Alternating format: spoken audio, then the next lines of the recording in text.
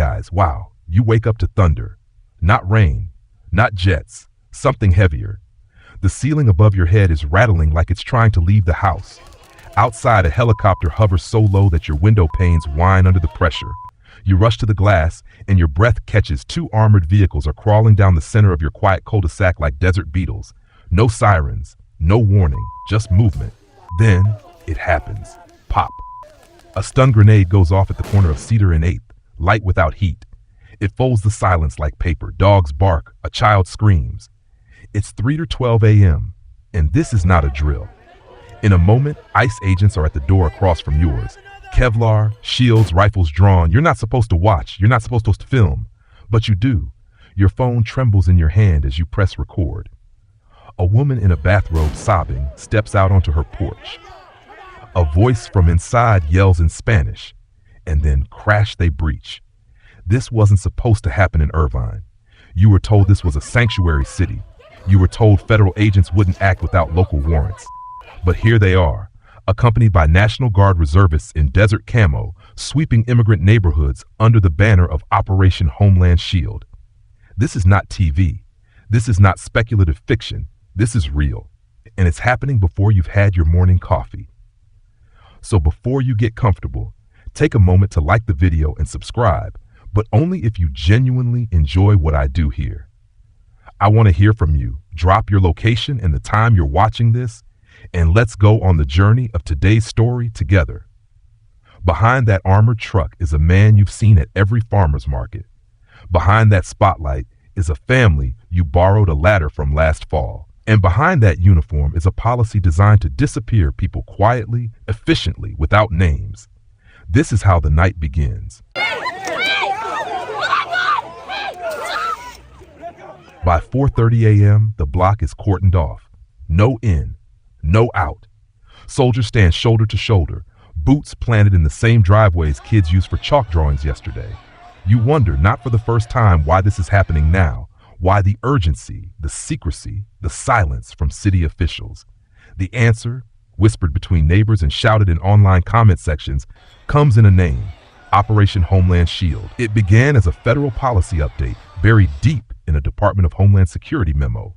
It claimed to synchronize local enforcement with national security imperatives. But in real terms, it authorized the deployment of National Guard troops to assist ICE in high-risk urban containment zones, a euphemism for immigrant-heavy neighborhoods in states like California, Arizona, Texas, and Georgia. ICE, long criticized for targeting non-criminal immigrants, now had military-grade backup. The justification? Rising non-compliance rates and security threats during detainment operations. But what the memo didn't mention is that many of these threats were peaceful protests, or families crying, or people asking to see warrants. The truth is murky, but the result is precise. Dozens of coordinated nighttime raids where immigration officers no longer knock, they crash. The New York Times reported a 67% increase in rapid deployment teams accompanying ICE agents since the policy began rolling out in spring 2025. One senator called it martial law in denim. Still, it moves forward, cloaked in bureaucratic language. After all, who reads the footnotes? But it's not just the scale, it's the attitude. According to the Marshall Project, some agents now wear body cameras not for accountability, but to document and train others in maximum pressure detainment tactics. And here's the kicker. An ICE blog post from May 2025 proudly stated that collaboration with military reserves has produced record time processing, like deportation is a supply chain metric. Then, there's the strange part. On a lesser-known ICE.gov subpage, they list items seized during these raids standard fare mostly. But one item stood out. Seized 31 Mexican tamale steamers from Residential Unit A. You blink. Read it again. Steamers? What war are they fighting?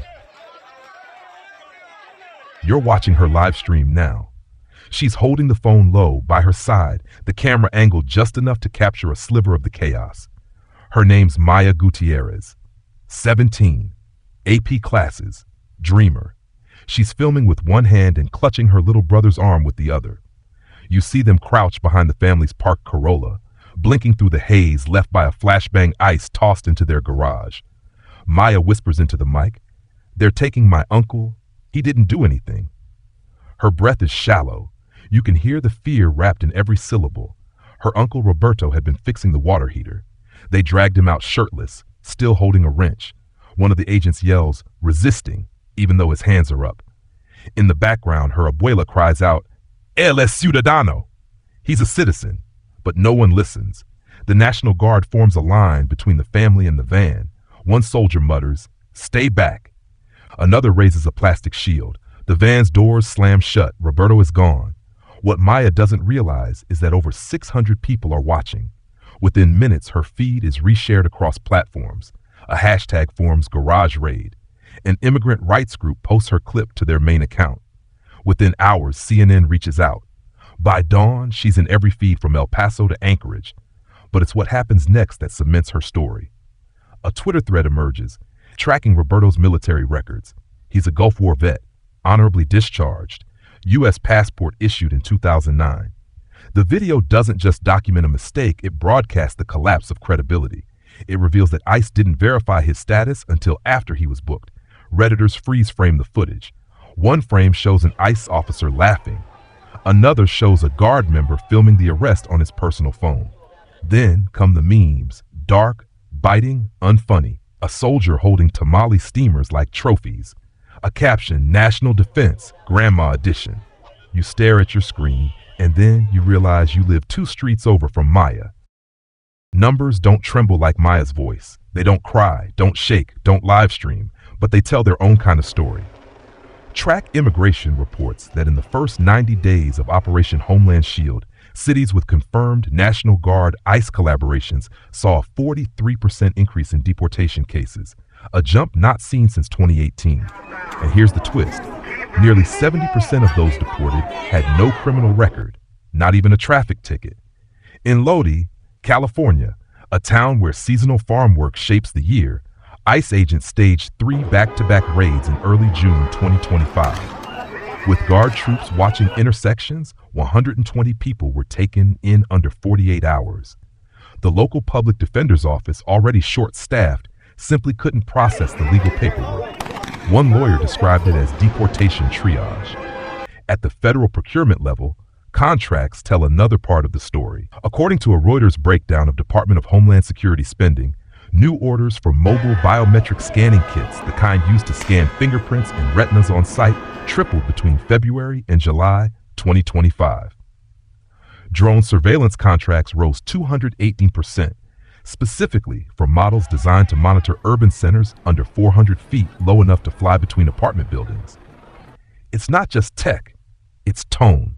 An ICE newsletter from June celebrated the enhanced efficiency of joint operations with National Guard units, boasting that detainment to deportation cycles had been shortened from an average of 34 days to just 11. They called it agile enforcement. One commentator from The Independent sarcastically called it just-in-time exile. And the weapons?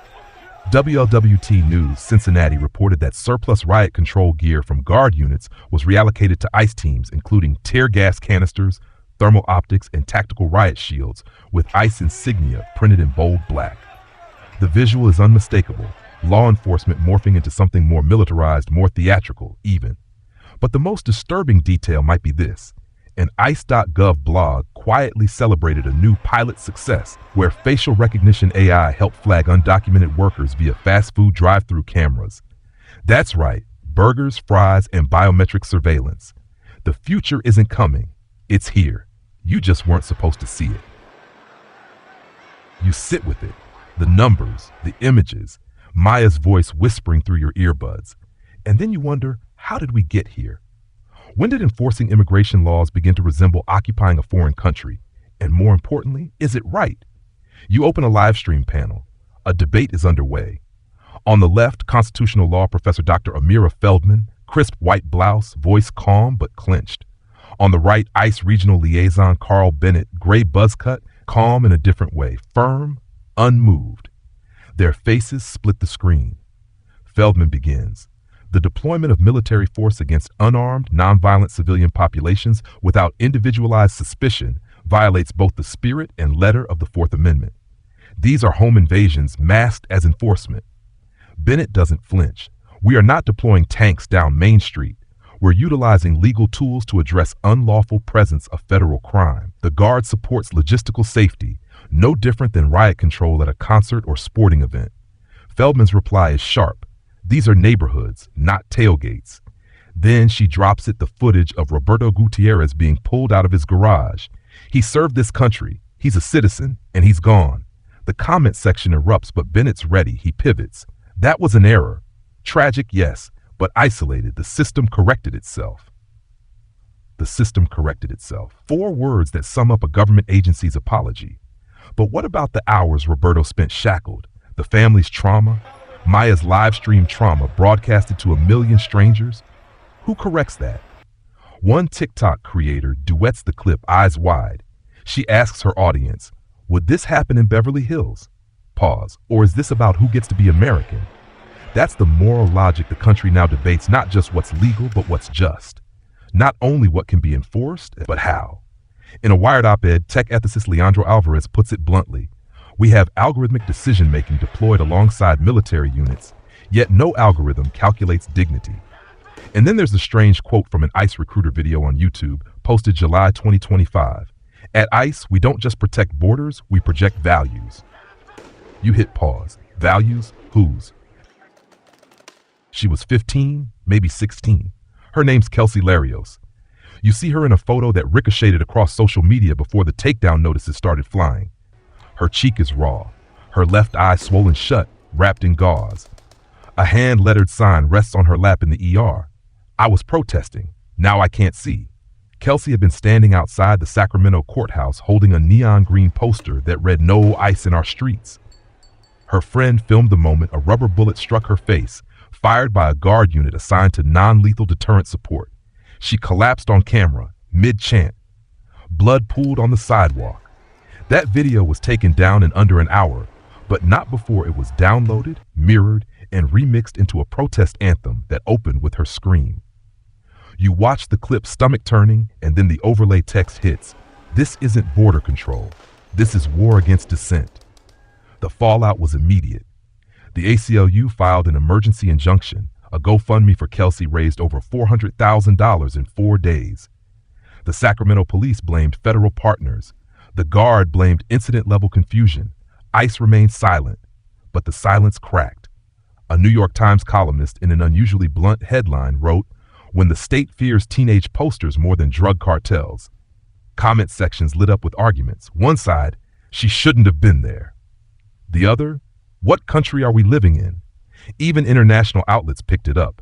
The Guardian ran the story under the subheader, U.S. military targets teen protesters in immigration sweep. Embassies issued quiet statements. Human rights observers asked to visit detention centers but were turned away. Still, ICE pressed forward. A spokesperson said their mission remains uncompromised by media sensationalism. And in the midst of all this, a chilling update from ICE.gov.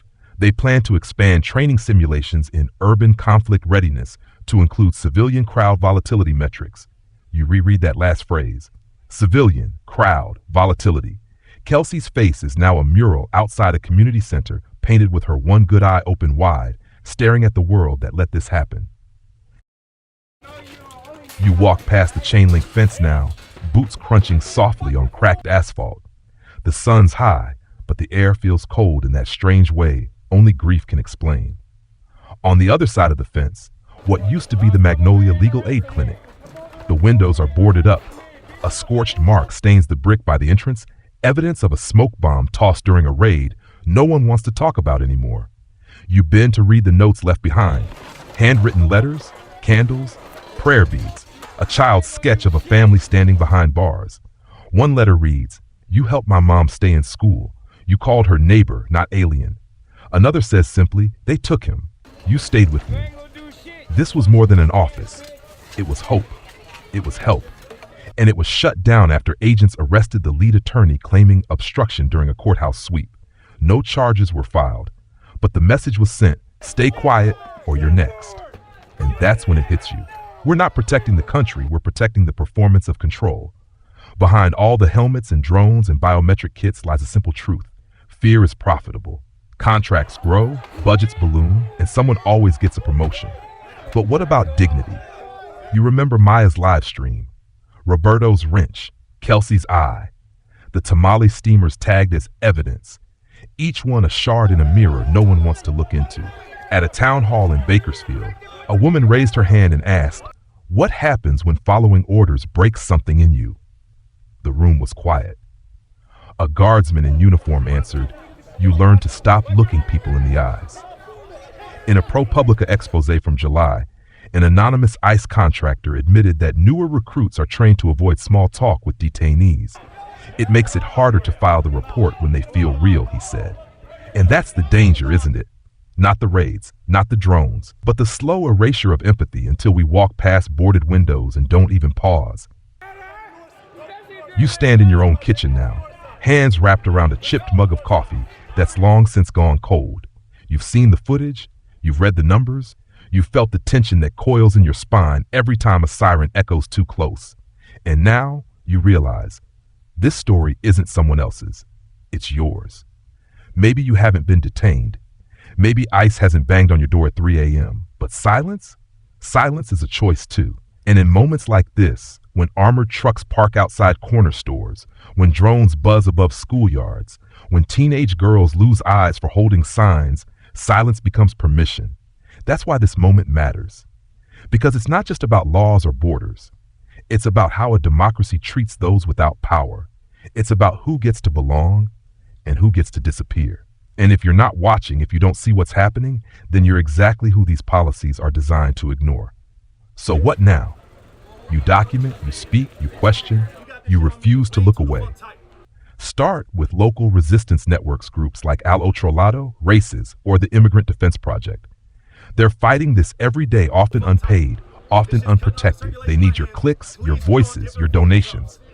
And yes, film everything, like Maya did, like Kelsey's friend did. Because once the truth hits the light, it can't unexist. Truth, no matter how fragile, stains. Email your city council. Demand transparency on local law enforcement collaborations with ICE. Ask if the National Guard has been briefed for immigration support in your county. Post on your neighborhood app. Use your block, your barbershop, your book club as staging grounds for moral conversation. And finally, share this video. Not to boost my views, but because someone, somewhere, is about to get a knock at their door, and they deserve to know what's coming. This isn't politics. This is presence. This is what resistance looks like when it's not a slogan, but a quiet act of refusal. Stay awake, stay alert, stay loud. You can hear it now, can't you? The hum beneath the headlines, the way silence settles over a neighborhood after a raid, the creak of a door that will never be opened again. These moments stay with you. They should. Breathe. Let the noise of outrage soften for just a second, not to forget, but to remember with clarity. Behind every statistic is a story. Behind every armored van is a living room that's still warm, a pan on the stove left mid-simmer. Behind every National Guard deployment is a teenager like Kelsey, a girl who once believed that protest was patriotic, and maybe it still is. You don't need to be a lawyer or a legislator. You just need to notice, to pause before scrolling, to say that's not right, even if no one's asking. Change rarely begins with power. It starts with attention. So tonight, as the sky turns dim, ask yourself, what kind of country do you want to wake up in tomorrow? One where uniforms replace dialogue, where policy replaces compassion, or one where people still reach across fences, across fears, and say, you belong here too. If you've made it this far, you already know the answer. Thank you for being present. Thank you for staying human.